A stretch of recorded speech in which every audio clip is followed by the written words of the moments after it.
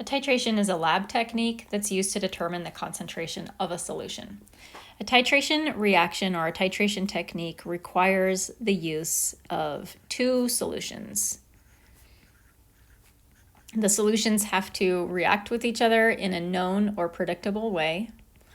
One of the solutions needs to have a known concentration or a known molarity, meaning that we have to know what the concentration or know what the molarity is of that solution. And also that solution needs to have a known volume. So that means that we measure out and control and know the volume of that solution. Solution number 2 just needs to have the known volume. And solution number 2 is the one that we will be determining what its molarity will be. The titration uses this particular setup over here. This piece of glassware is referred to as a burette.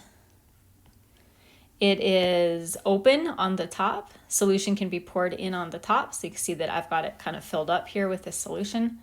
This opening valve down towards the bottom of the burette is referred to as a stopcock. And the stopcock allows us to open and close and control the flow of the solution from the burette down into this flask. The flask is where the actual reaction takes place between these two solutions. The solution in the burette is drained into the flask in a controlled manner until we reach what we call the equivalence point. The equivalence point in a titration reaction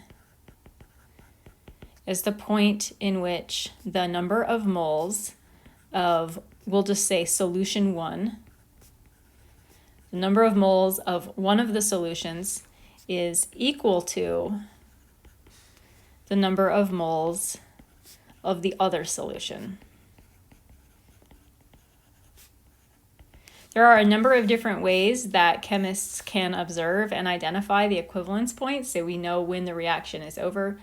Most commonly, there's some sort of colorful indicator that is placed in this flask, and when the equivalence point is reached, the entire solution inside the flask will just instantly change color. So it's a visual clue that the equivalence point has been reached.